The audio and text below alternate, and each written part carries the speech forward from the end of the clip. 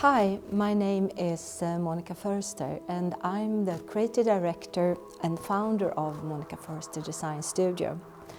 The studio is based in Stockholm in the Södermalm area and it was founded in 1999. Since then we've been working on a worldwide basis with amazing clients, and we work in the fields of furniture design, objects, limited edition, interior and installations, and sometimes even exhibitions like this. We're standing at the National Museum of Science and Technology here in Stockholm, and we're very happy to have designed the exhibition Hyperhuman.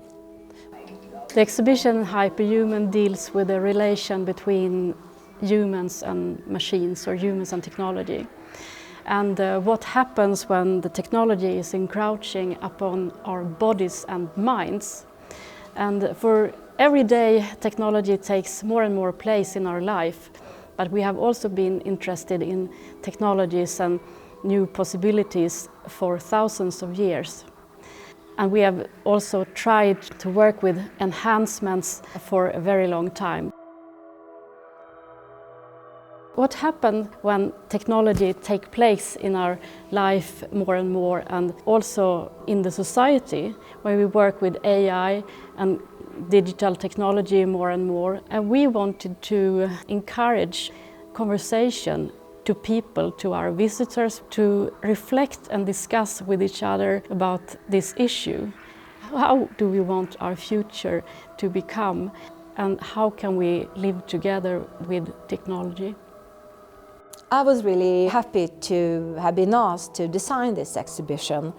I think the theme, hyperhuman, and the relationship between technology and humans is a really interesting theme, and so it was very difficult for me not to accept. And I think it was also very courageous by the Technical Museum, because I think that very early in the process we gave the idea of collaborating or making the whole exhibition together with technology, meaning in this case AI, and also to have a quite artistic, free approach to the exhibition.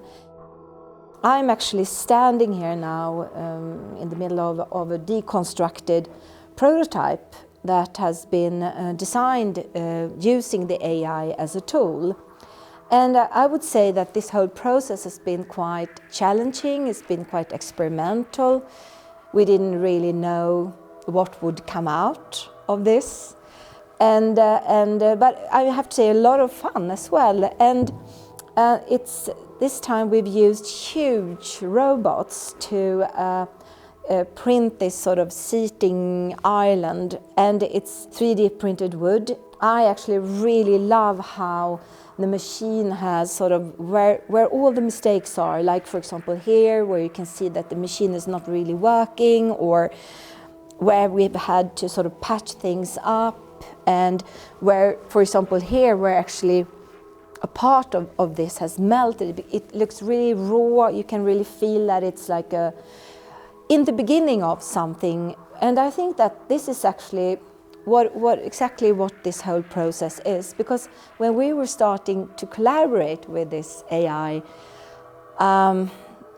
we thought about all these really difficult questions, like how can we use the AI, can we use it for how people can move in the room, and what it would be the best shape to have in a certain space with, for example, 30 people in the room and so on.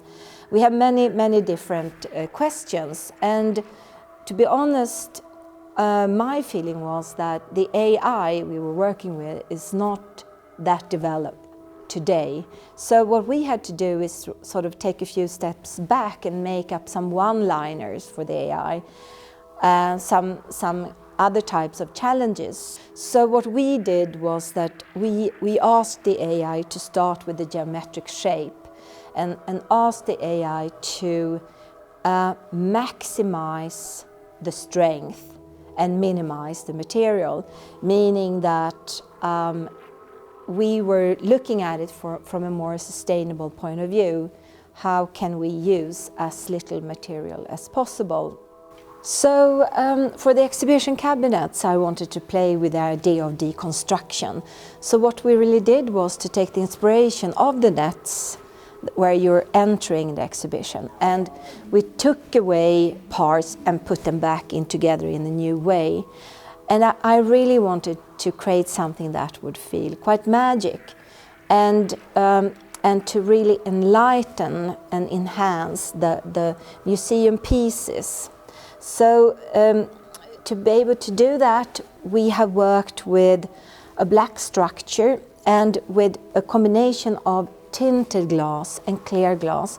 You can't really see the tinted glass since we're actually standing in a rather dark room, but the feeling is really that the light is closed in to this box and it lifts up the museum pieces instead. So here it's actually possible to see sort of the beginning of how we worked with the AI. Here we have worked with a geometric shape, and which is supposed to be used as a bench, and with a hole inside, so if you're like a child you can crawl through it and play a little bit. And then what we wanted to see was what would happen when the AI started to remove material, and from that we have also worked on the pieces after the AI has started to do its job. I think this is really beautiful when something like this happens. It feels like almost like a Gaudi thing or something.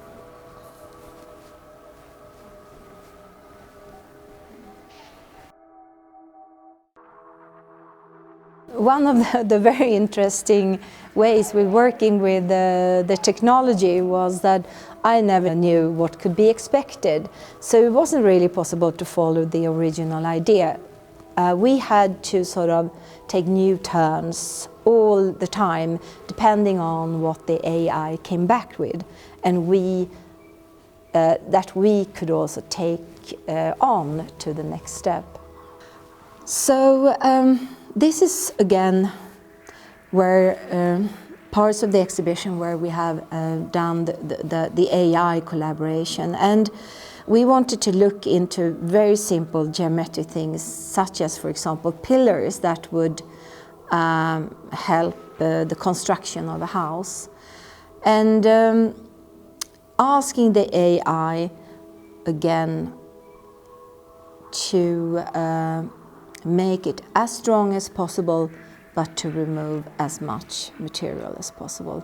So I'm standing here leaning towards something which is printed in 3D wood, and it actually looks like a tree, because the interesting thing was that I imagined when we started to work with AI that it would be something that would be much more geometric. But instead there were very organic, very sort of where you would feel a little bit like it's an opening in a forest. Also what we tried to do was we tried another material, also this material 3D printed, and it's actually 3D printed starch. And the interesting thing both with this the starch and the 3D printed wood is that when the exhibition is over, you can also send it back to the 3D printing factory, and they grind it down and put it back into the printer to print new things. And from my point of view, again, I really appreciate all the mistakes, all the things that came out. And because it looks like it's a part of the tree, it looks like something very organic, it looks like, and I'm also, when I'm walking around to look at this, I'm thinking about, I mean, if you look at that hole up here, it's like, I'm really thinking about what was the approach of the AI here? It just looks like something is broken, but it's actually calculated with numbers. I think all of this is really, really interesting. And for example, if we have a look at this side over here, there is a split. We can see a split between where the 3D printer has started and where it stopped. And for me, it just becomes, even though that it's kind of rough, it's kind of, you can see all the mistakes, it's quite beautiful. It looks like someone has been using a sewing machine in a pretty bad way or something. Anyway, quite interesting with these kind of little defaults. What was really striking to me when we started the design process with the AI was that how ugly I thought things looked like, because we are, my design studio, Monica Förster Design Studio, is really based in a Scandinavian tradition of design. However, we're very idea-based, but still. And then to have to deal with all of this really, really organic, very weird shapes coming out, I must say was probably the most challenging thing for me in this project. However, after some time, I sort of got used to it, and I even started to like it. Hyperhuman is about the relationships between technology and humans in the past and towards the future. Thank you very much for watching.